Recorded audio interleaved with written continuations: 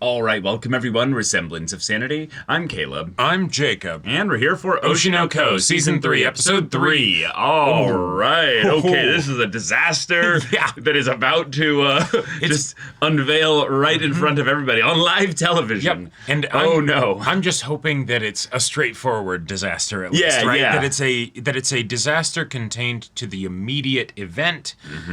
And not a bunch of other rippling consequences or collateral damage. But yeah, this AD, I think he is 100% going to be thrown under the bus.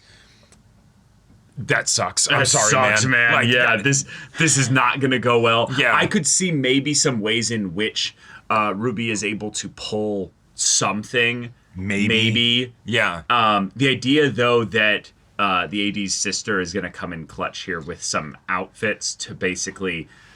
quickly kind of give them something to do. Maybe can make it work, but they're gonna have to improv the aspect that is not Tokyo Blade. Right. And you know, even if it maybe goes well, maybe it's just mediocre because nobody cares about the cosplays that they're wearing or the kinds of conversations that someone's going to interview them about. Maybe unless Ruby is just personality-wise like cooking so well in that regard. I think she absolutely will. And the thing is, Ruby, I think will get out of this just fine. Okay. The director, if it goes well, will get out of this kind of okay, because he'll make sure that it makes him look good. Right. And if it doesn't go well, then he doesn't take the fall for it.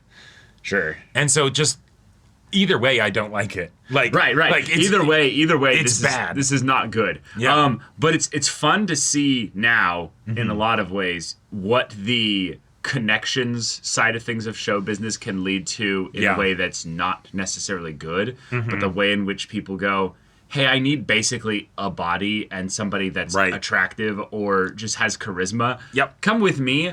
I want to elevate my career. You're just going to kind of sit over there and, fill a space, basically. Yep. That's... I feel bad for what was her name? Minami? Yeah.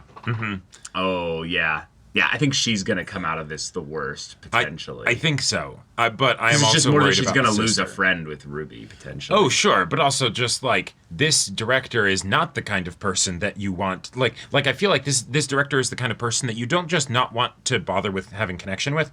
You actively want to avoid so that they don't have an opportunity to make your career hell. Maybe, yeah. But y'all, without further ado, let's get into this. Okay. All right, get into your costumes now. Okay, things look pretty good. They kind of feel like they fit a theme. It doesn't feel like it fits Tokyo Blade, but like... Hi.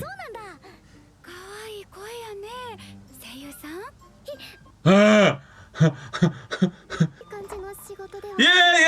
It's はじめまして、メイヤです。よく少年誌ジャンルでコースしてます。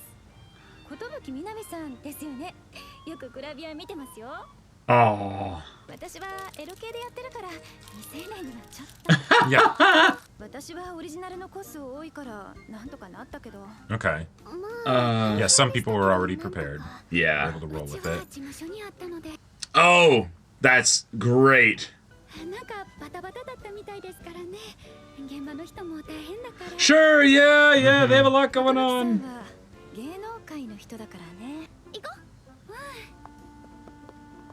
Okay, team leaders. Yep. Got things on lock here, but damn, the adult actress was really pulling her weight there to make sure that everybody knew, like, oh my gosh, yes, hey, yes. Wait, this is working. Yeah. Wait. I feel like this is the kind of thing where it's going to go great, but the director still won't be happy. It's dedication, yeah. He's the worst.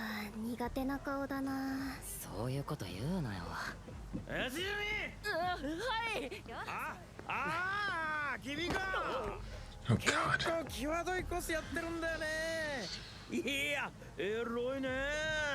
Jesus Christ. Is he just trying to, like...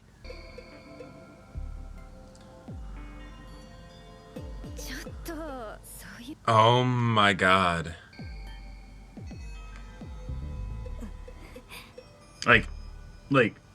Like, what are we doing here? Yeah. What's the point? What are we doing here? It's the event would go great if he literally just went away.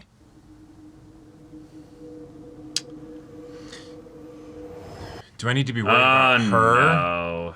Fuck.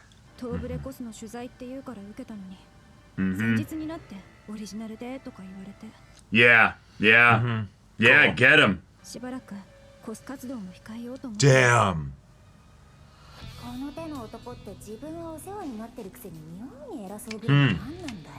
Is this what you wanted, director?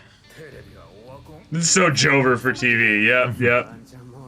She's being very, like... If. Yeah.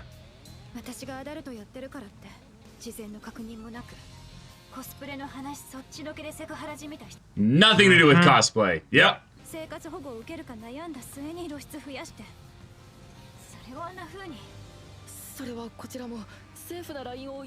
Inadvertently. Is the guy in the room right now with a gun pointed to your head? What the hell, dude? Oh! Oh! So is the director gonna blame him because he can't get her to take it down? Yeah, potentially. Yeah. Yeah. So the whole thing is a wash. Yep. Brother! You motherfucker! What?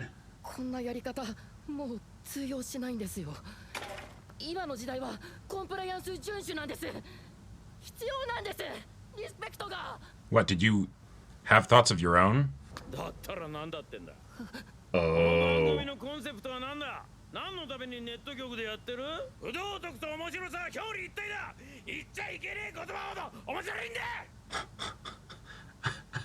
Damn.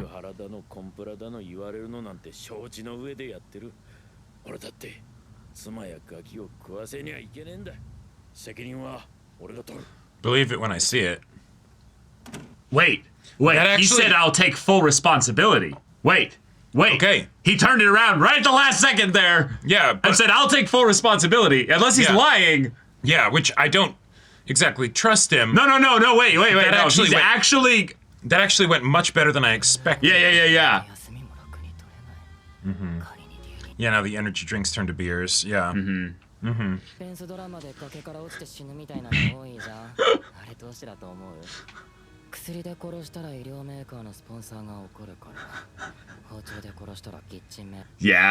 Yeah. Uh-huh.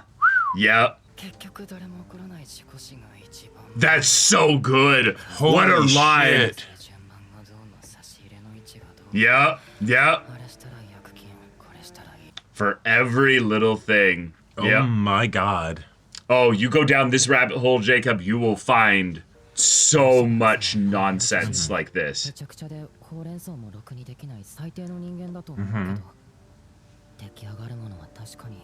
Is this how you make a director like that? No, meaning the impossible stuff, that's going well because of him. Like, the reason why Aqua's getting success is because, Sure. like, oh. Okay. Oh. Alright. 今回は特別編スペシャルな内容 Oh no! Oh! 面白いじゃない。やろう。このギリギ Wait. リを攻める感じがうちの番組の持ち味でしょ。受ける Yeah. Oh boy. Yeah. I am very worried. そうこの番組の取材が非常に問題となり拡散炎上 Whoa. コメントは数百にも膨れ上がりましたそして問題提起者であるコスプレイヤーのメイヤさんをお招きし Okay. This could be. Oh. This is get. It'll definitely... なんでお前そんなノリノリなんだよ。私は1ミリも悪くないからなんなら炎上に巻き込まれた側 Whoa. 難しい立場の中今回は出演していただき本当にありがとうございますメイヤちゃんが正しいと思う Yeah, how did we get her actually to join this whole thing? Yeah. Oh. That's a good angle. Yeah. It's an effective one at least.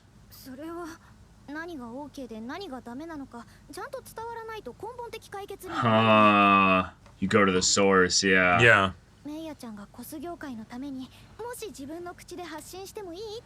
Whoa, this is... Oh god. If this is what it actually is... She's cunning, though. Yeah.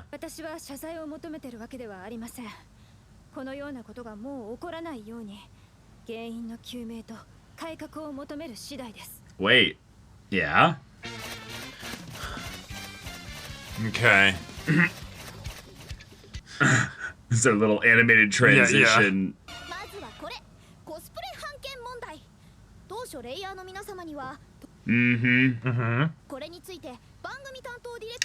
Oh shit, he is taking responsibility.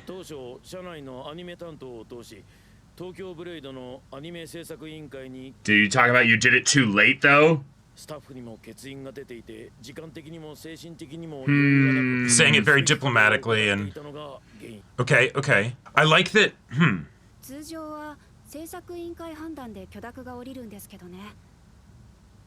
But this one is, yeah, very specific with the mangaka. Yeah. Yeah, the mangaka themselves needing to sign off on it, yeah. When did you tell them that, though? Yeah.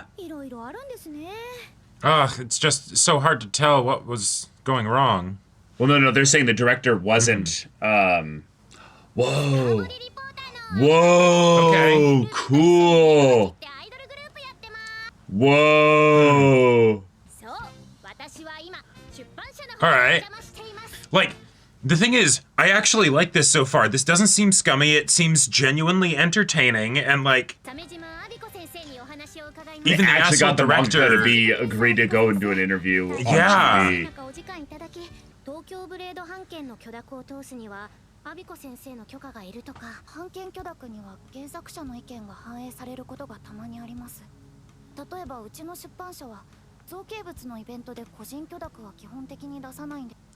Yes.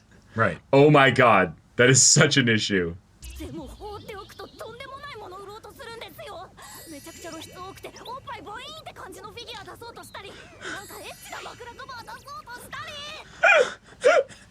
Oh, and that's not even like the biggest issue, actually. Like that. Yeah. Okay.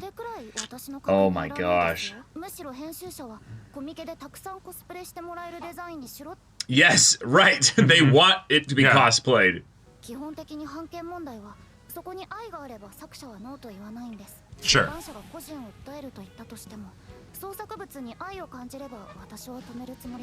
Which, again, it's hard to tell, but... Yeah.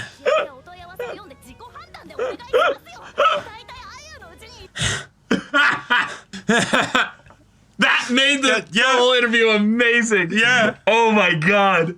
That, like, this is actually good television. Yeah.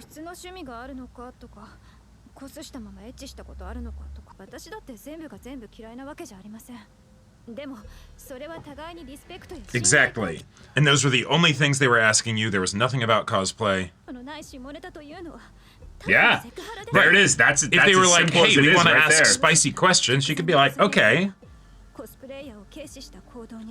Boom. Mm-hmm.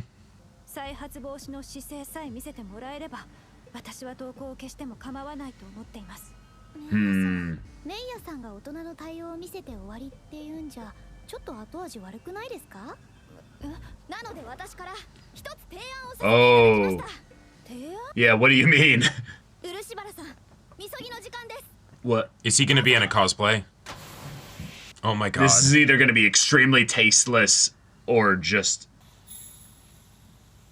weird. Yeah. But what I'm wondering is...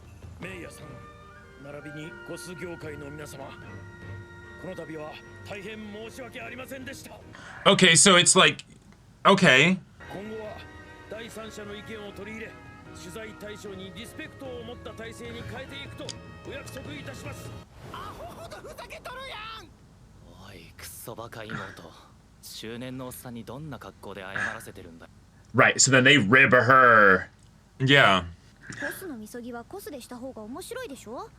面白すぎるのが問題。 Yeah. Right. Mm-hmm. これ自作ですか。 Oh. はい。 No なん way. でさや姫のコスなん。 Yeah, bullshit. He did not. ボタンの付け方もろくに知らないんですね。ミシンも固く。 Oh, no, she can tell. She can tell. Oh, It's a- yeah. 私も最初は同じ。Oh, he actually tried. Oh, shit. Oh. Okay. Oh, wait. こんなに手間がかかるなんて。 Okay, That's cool. way bigger deal. Okay, all right. Yeah, he didn't buy Yeah, some. the band-aids on the... Oh. まで作業 Oh, fuck. もし Okay. このコスが突然いらない。 Right, right. Be That's- pissed as hell. Okay. I like how she's taken the reins here. Yeah, yeah, yeah. This is good. メイヤさんとも和解して投稿を消してもらえたし。番組的 He's still like, how the fuck did you come up with all this, though? Yeah, yeah. これはどこまでお前の仕込みだ。いや、どこからがお前の仕込みだ。 Yeah. Mm-hmm. 何のこと？ Oh, boy. Wow. Oh, boy. Yo, Okay. I can't believe how well this episode Yeah. navigated the social media discourse, sexual harassment from Yep. a staff member leading to Right. someone being like, hey, this is fucked up, this is messed up. Right. Lots of good viral outrage classic. Yep. And then actually leading that to an episode where you're like, oh fuck, they're gonna try and monetize an apology yeah. and monetize Oh, yeah. the controversy itself and Yep. capitalize, and it's just them doing the Right. fuck. And the thing then- is, that's exactly what they that's were doing. exactly what they did. But because they know that that would also be a bad look, they actually did it well. And so they actually somehow did it well. the company effectively got what they wanted because Yeah. they made the controversy get dealt with, while at the same time being able to effectively put forward a scapegoat to then be the person, like, because it's the, he makes a mistake. Yes, there were a bunch of things behind the scenes.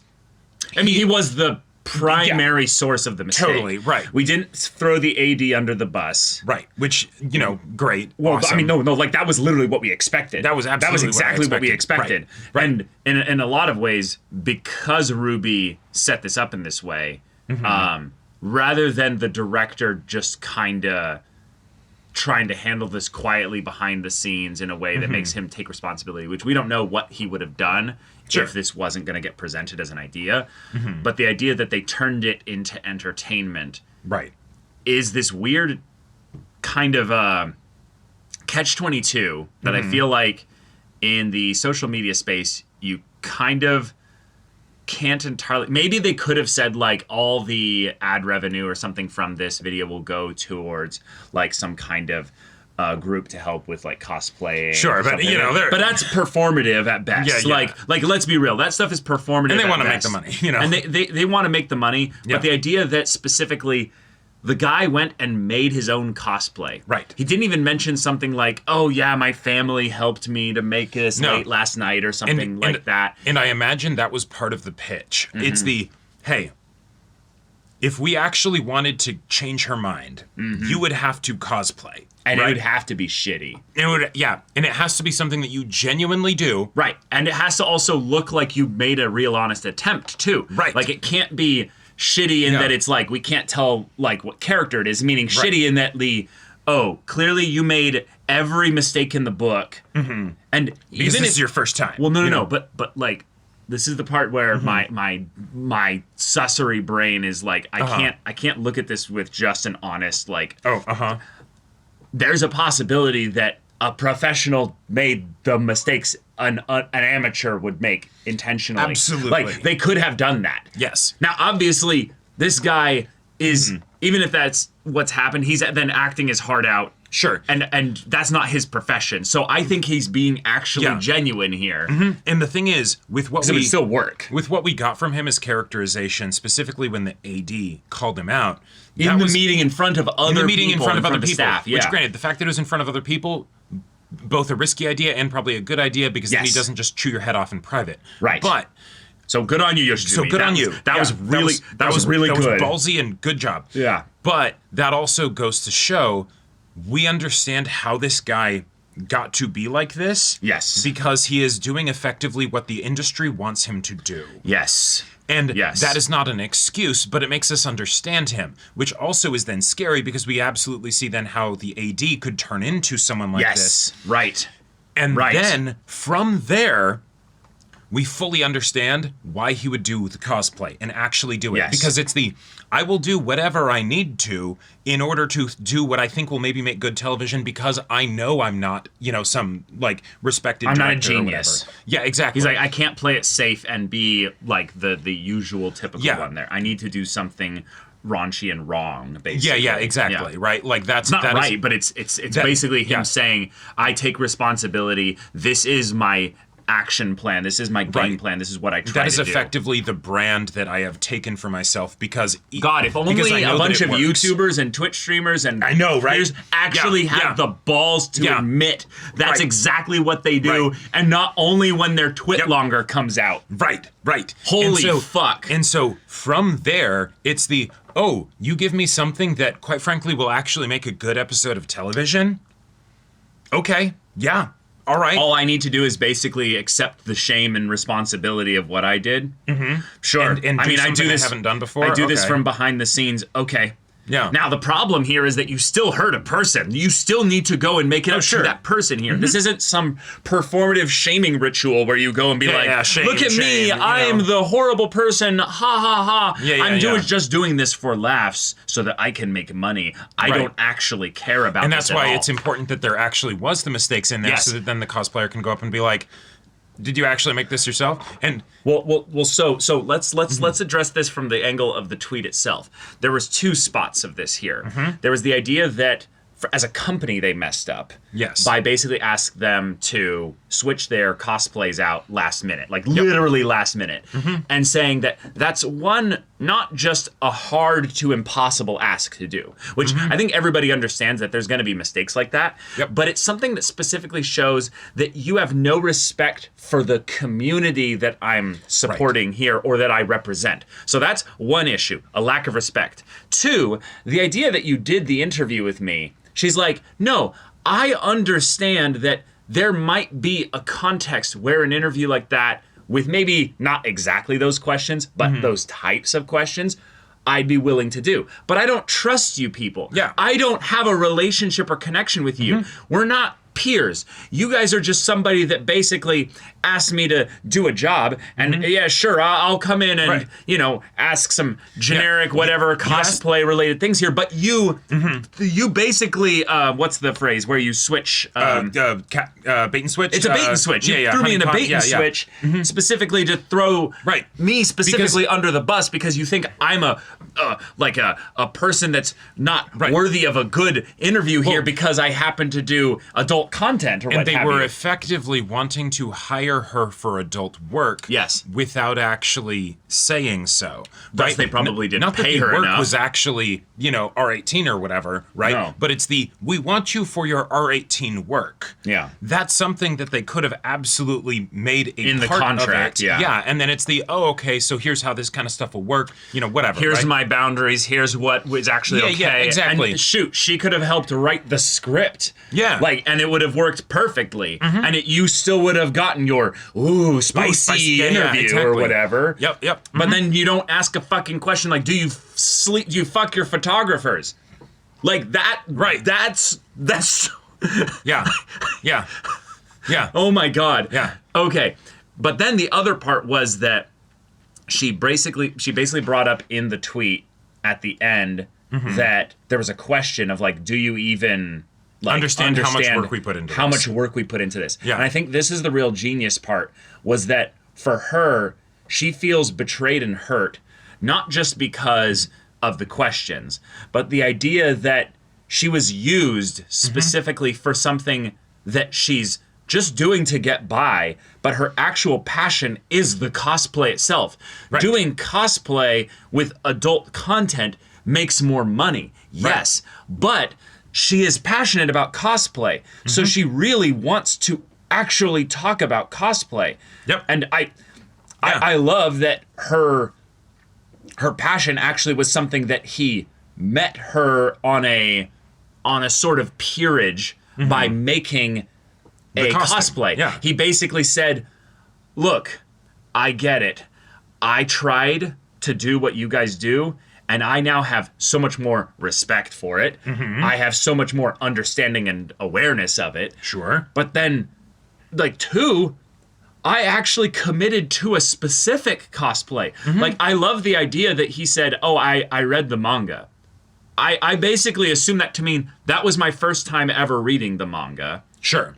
Because I don't assume this guy to be a manga reader necessarily. Well, and I imagine if he was actually telling the truth about, like, having some crazy amount of work behind the scenes that the AD doesn't see of editing or whatever, you know, stuff like that, he probably wouldn't have time to do a lot of, like, keeping up with the series that he actually works with the IP for, you know? Like, he probably wouldn't. Yeah. But I think that was the element where it felt like, oh, he's not just doing the simplest cosplay. He's doing the character that he likes the most. And in a lot of ways, the reason why people cosplay in general, because it is a lot of work, is not usually based on which costume is the easiest to do or which costume is, like, the one that's the most cosplayable. Sure. It usually has nothing to do with that, and it's just, no, I really fucking love this character. Yeah, because it's... So, okay, let's figure out how we can mechanically do this here. Yeah, the work is not going to, like, the equation of the work and what you get from it is not going to work, is not going to balance out anyways. No, so, it will not at all. Like that's just how it goes. So you might as well make it so that the thing that you're going to get at the end of the tunnel is going to be the thing that you would most want to have. Yeah. Yeah. God, I have never truly cosplayed. I have worn costumes. Sure. But the 2 times I think in my entire life that I've thought, what would it actually take? Like, what would it actually take? Yep. And then I go into these tutorials and I start looking up all this stuff. And I'm like, you know, I'm too lazy, honestly. I'm sorry. That's a lot of commitment. That's a lot of work. And no, I don't like that character enough to want to go to an event for a weekend and wear that exact outfit the whole time, you know? The one time I made like a cosplay, you know, like I feel like it was for a Halloween party, but I feel like technically that still works. It's a costume, you know, was for Wirt from Over the Garden Wall, which it was a lot of fun to make. Yeah, that is just about the simplest costume you could possibly make. It's just make a little dunce cap. Poncho and a dunce cap. Yeah, a dunce cap and have a cape. There you go. There you go. Right? Yeah, and I'm like, all right, cool. That was still a lot of time. Yeah, I'm guessing it was hours sewing. Like, oh, yeah, absolutely. It was probably pushing 10 hours. Maybe, probably more. Sure. That is nothing as far as what it probably is to do, like, a full complicated cosplay, right? Yeah, I would guess for this guy here, he was probably working, I don't know, a few dozen hours. Easily. I would say. Yeah. I would say about maybe 36 hours. Yep. And he probably had some people that gave him resources or whatever, so he actually would, know how to do it. Like, bro is not forging his, tassels and what have you. No, sure. He's probably buying something that gets that. That's what cosplayers do, for sure. Yeah. Like, they're not literally, melting and forging all the specific details maybe themselves. When they are, financially successful and they get really into it, maybe then they do something like that. But that is the exception rather than the rule, And some of those cosplayers have a production company behind them. Right, exactly. So that's a whole other thing. But for this episode here, I really liked that they somehow found a way to touch upon the aspects of when TV is made, what you're seeing on screen and what you're not seeing on screen is very intentional. And it is a very dark and kind of twisted kind of rabbit hole to go down, basically. The idea of, the reason why suicides in these kinds of thrillers and things like that happen, or there was even not even suicides, but just specifically deaths in general, happen on cliffs, is because there's people and companies that basically say, we don't want our products or even our industries associated with deaths or murders or whatever. Yeah. That is disgusting. Yep. That is actually disgusting, because some of these industries or what have you are responsible for the most deaths in terms of like accidents or what have you. Oh yeah. Like it's ridiculous. Yeah. I never knew that about the whole like cliffs thing. I knew about that with products specifically. Okay. I knew about that with products, and that it gets really specific that people are like, you can't have a criminal, you can't have a villain use an iPhone. Yes.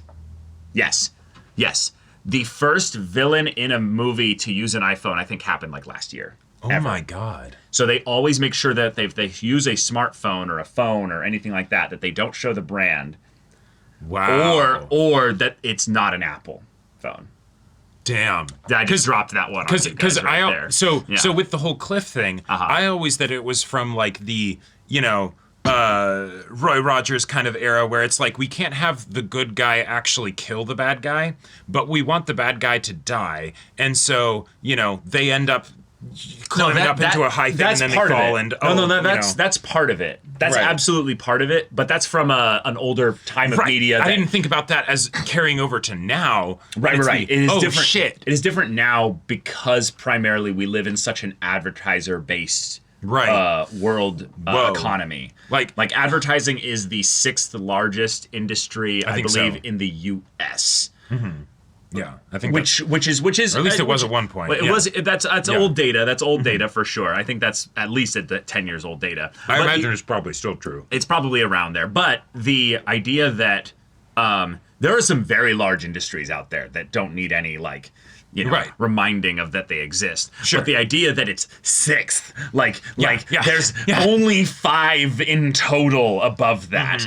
And so it's kind of insane. And also that might have changed since then. But the point that, if you're then making a production of some kind, what you're showing, obviously in this very, I would say, artistic and beautiful world of cosplay, the most you need is just to kind of show the creator, we're not insulting your work. Right. That's such a yeah. I don't know, that's such a kiddish low bar. Are you doing it really nicely? It's like I loved there's so much shit getting hawked online by people that are just ripping stuff that are just going into being like, all right, we're gonna just slap Goku on this this pillow here and So what? Okay. Oh my gosh. This episode was great. The episode that they created within the episode was great. One of the things that I was wondering with this, as they go into it, is I'm like,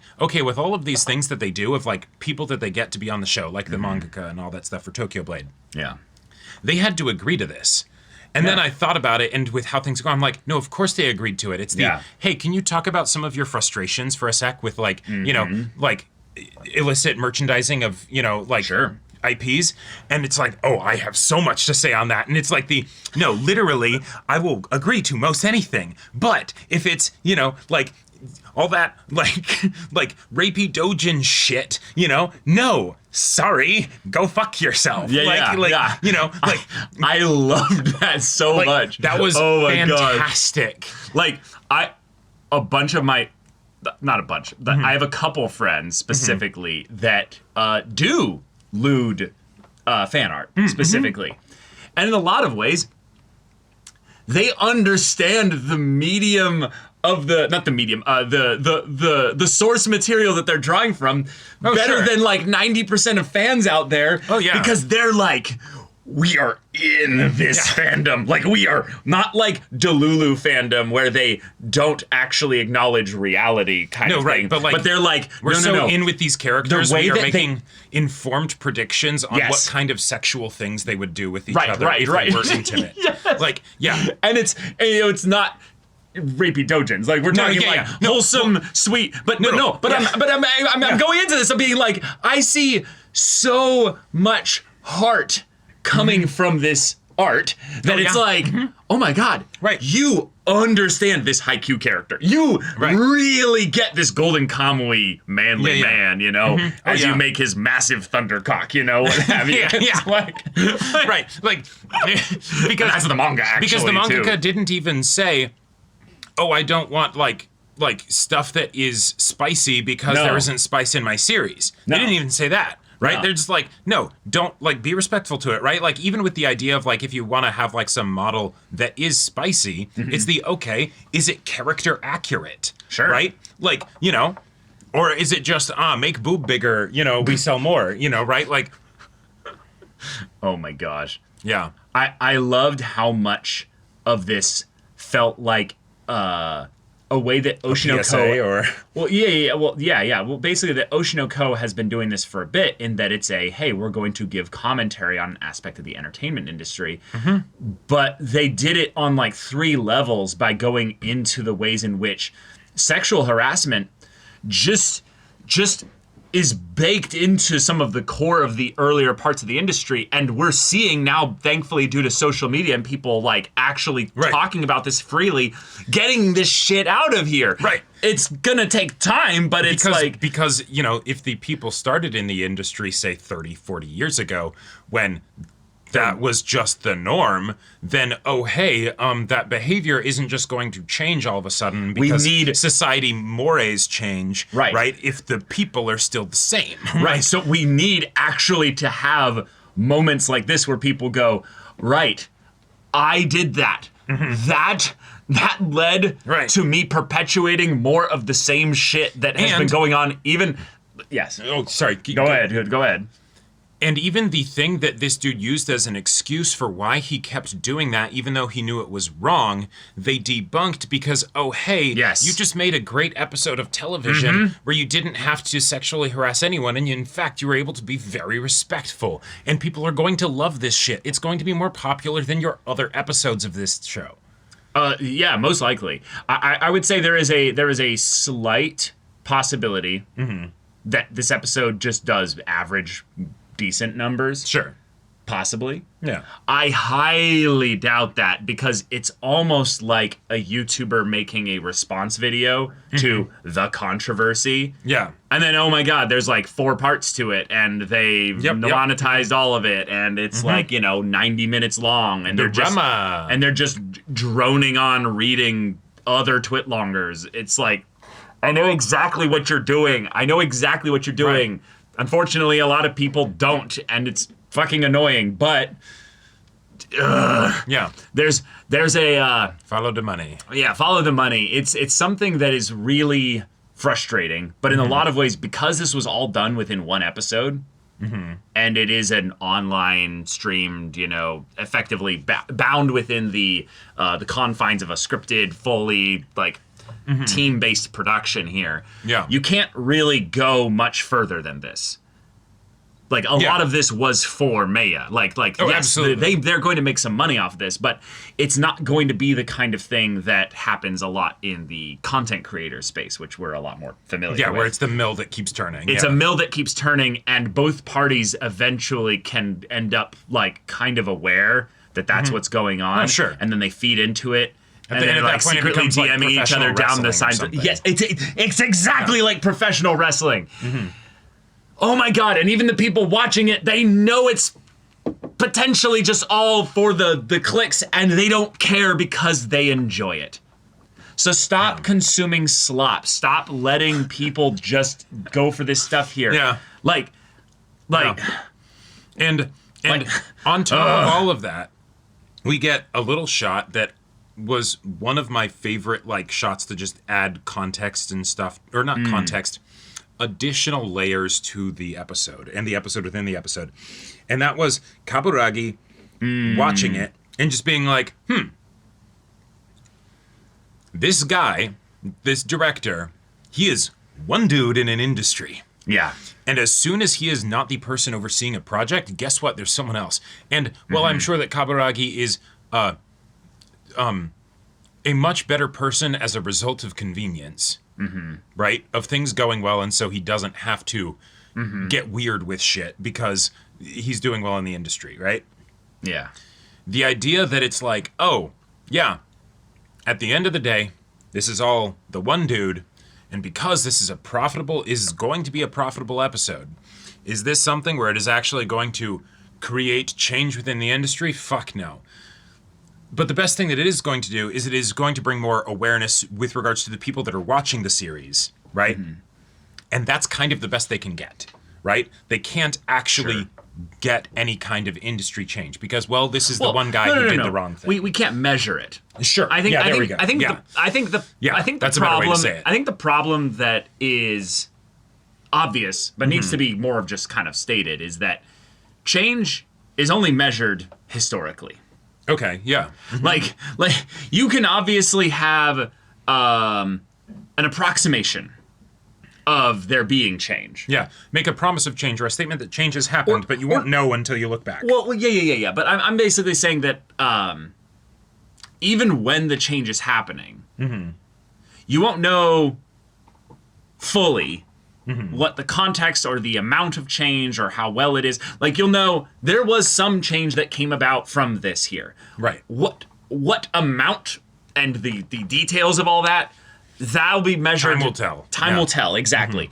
So, in general, we should be focusing on making sure that we can approximate that things are changing in a good way. Stagnation is death. Like we should be evolving and learning and growing as people. It's easier to tell whether or not something is happening than how much it's happening. But making sure that we unless we see this amount of change, or if the change is below this metric or what have you, we don't want anything to do with it.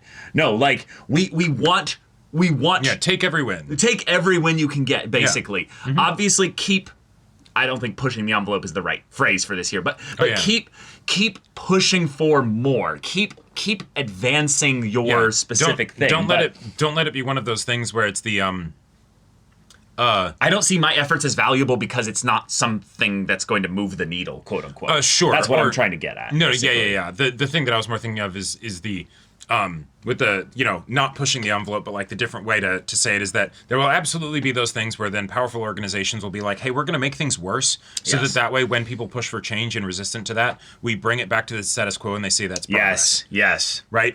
That's not. And that's where people then do these kinds of manufactured outrage situations where they then go and monetize it specifically. Right. Or maybe they don't even bring the needle all the way back to the way things were, right? They compromise, right? And so, or the water's so muddy that it doesn't matter because again, you can't measure it. Well, and that's kind of where I was wondering if that's how it was going to go with regards to the I guess there were a lot of industry things happening, right?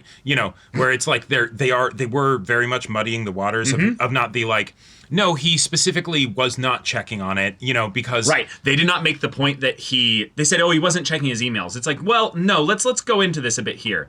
He was asked multiple times by the AD. And he what's... Blatantly?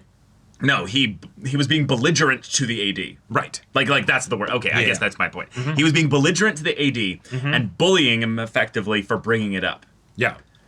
They didn't go that far into it there. No. They basically said, he was being lazy with it. He was a bit busy with other things. There was a... Whoops. Yeah. Oopsie. Yeah, exactly. And no, the AD, if you will, did not get reprieve throughout this experience. The person who actually also needed an apology, maybe a little bit more publicly, is Yoshizumi. But instead, what he did get was basically that you weren't in trouble after this. The director took responsibility, which he should. That's obviously a win. Right. But taking responsibility for the forward-facing out in public PR stuff versus the behind-the-scenes stuff, and the very thing that could have given the AD that sort of reprieve, comeuppance, whatever, vindication, is the idea that he could have put forward. And the thing is, Ruby would have been absolutely fine with him taking credit for that. Because then she'd still be someone that would be a close contact with him as he rises through the ranks, right? Yeah.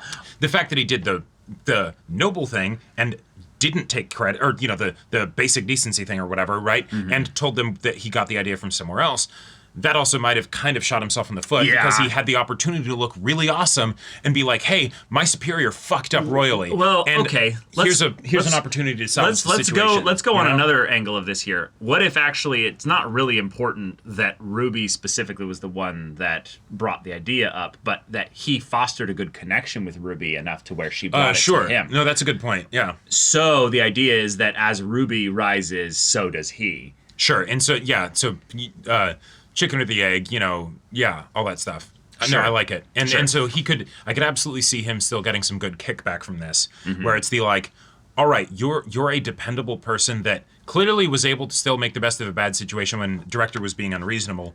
And also when that director royally fucked up, you were able to clean up his mess, right? Even if it was with the help of other people, right? That is impressive. That is the kind of thing that will probably get him jobs.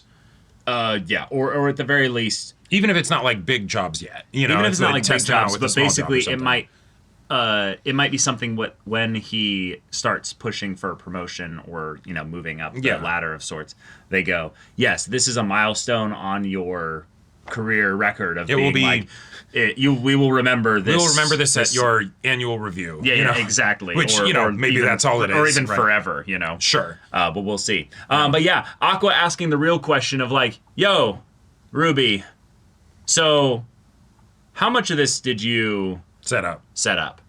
How much of this did you know would happen? Like." I love the question of how much did you set up? Because it's not just the oh, cool, you made another pitch deck. Okay, cool. Yeah. No, wait a minute. Hold on. Deeper than that. If we go back to the original idea for the cosplay setup here, and based on the kinds of things that they would want, and based on who this director is, and based on the type of show that this is, because she originally wasn't even on the show. Well, no, not the show. No, she I'm talking about the cosplay episode. Oh no, okay, sure, yeah. Well, yeah, no. Obviously, she's trying to grow her popularity. Absolutely. Yeah. I'm thinking that he's not necessarily going back that far, because eventually she's just trying to find a place that is reasonable for her to get some screen time and get more eyeballs on her. Sure. So the show that also happens to have her brother on it, that's just convenient. Yep. Like in sense. A lot of ways, that pitch was an easy one. That pitch was very easy. I think he's looking directly back at the setup for the cosplay episode controversy. Oh, absolutely. Yes. Yeah. No, that is the context of this. It's just in the larger context that, wow, this went really well for Ruby. And the thing, what I love about this is that similarly to the whole idea of the interview questions. Yes. It's not that she set it up. It's that when the cameras and the lights are off, it's just the two of them. And he's like, how much did you set up? She's like, what are you talking about? She plays dumb. She keeps the character up. Yeah, the character is on when the cameras are off. That's the creepy and terrifying thing. Because if she had been give the imposing from from below looking up kind of shot. Exactly. Because if she had been like, oh brother, let me tell you, like let's go home and I'll fill you in, right? Yeah, she did the behind the back, kind of lean out, put out her chest a little bit, and be what do you mean? Yeah, like that's where it goes, right? Like, because otherwise it's just like, all right, okay, you're doing your thing to try and progress in this industry, and that's a thing that is very helpful to do, and oh, hey, it worked, good job. But like, do you have control over this desire to rise within the ranks, or does it control you? Right? Like, hence the whole like strings and puppets and all that stuff in the OP. Right. And we could go into that a little bit analysis wise, because what the part in the OP that kind of goes in with that is that the monsters and the masks basically are being guided by this false form of love, which is the red strings tied to them, the heart thing. And then it's okay, cool. So they are all so obsessed with their love for I that they keep basically allowing themselves to be pulled in all these directions and become these monsters. Which, yes, that's kind of what Aqua and Ruby have now both at this point dallied with, had little I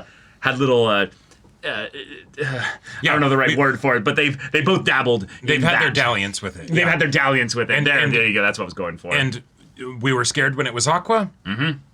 And oh, hey, thankfully, he's not doing that anymore. He might end up picking that back up in the future, but he's not doing it anymore, at least. Awesome.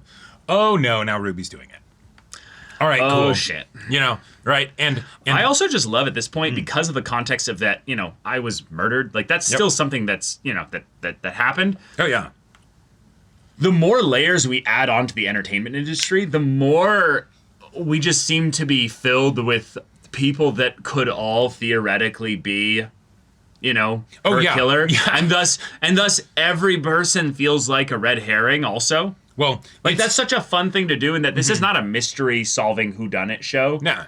But it does have a subplot, like a very small original, from the beginning plot. Yeah, we know who it is. It's Baby Daddy, but we just don't know where he is, right? Right. And, but again, did that lead to how did they get the idea that just because they did it doesn't mean that they're the only person involved in it, Oh, totally. Well, and I wanna bring up something else. Yeah. So I'm gonna make a reference to Dark Knight. Oh yeah. Nobody panics when it's all part of the plan. Right. Even if the plan is horrifying, right? Yeah. The reason why it's heinous is because it wasn't intended. Because the person who killed her did not benefit in the industry as far as we could tell as a result of Ai's death. It was just because revenge, whatever, they hated her. If they had orchestrated someone to die in order to further their own career or something like that, well, that's at least kind of understandable. They took it too far, but Oh, yeah. It's part of the plan. Yeah. Right. But all kind of part of the plan, right? The AD getting horrifically abused at work, that's all part of the plan, right? Yeah. And so then the director just understands that, oh, it's my turn now. Yeah. Right. And so and if the director was I once used to be that person, I was gonna say I know how to go back to that. I was gonna say, and if the director was once an AD and went through all this shit as well, then they've been programmed to basically do exactly this. Right. That's so fucked up. And even if this whole apology and stuff was genuine and great and awesome, it gave him the exact specific things for him to be able to actually understand what he put the other people through and to actually show to them that he understands and respects them. Great. Yeah. And also, right, it's just it's that same thing as with Ruby, right? Where it's the oh wow. Right. But, where's the mask end? Yeah. Yeah. We also had Peon show up. Yeah. That was great. That was great. A little continuity there. Also, I just love that the Tokyo Blade stuff in general, having the continuity of season 2 and then bringing the mangaka back, that's just really fun. Yeah, and having Kana be the one to, interview the mangaka and everything. Setting up the Beat Komachi just in general, a little bit more popular stuff there as well. Ruby, you got a smart on your shoulders, and Ichigo's also definitely doing his part to help in this case here. But this was a fun little mini arc here. Oh, yes. But oh boy, I'm ready for the next episode. So y'all, thank you so much for watching this episode's reaction and discussion. If you want to see the next episode's reaction and discussion right now, though, go check out the link in the description below for our Patreon. You get on early access there. You can watch full-length timer reactions there, and all this comes with Discord access, so you can chat with us in the community there about this show, about anime in general. Also, be sure to check out our Twitch channel. So if any of that interests you, we'll see you there. But until then, we're Semblance of Sanity. I'm Caleb. I'm Jacob. And we'll see you all next time.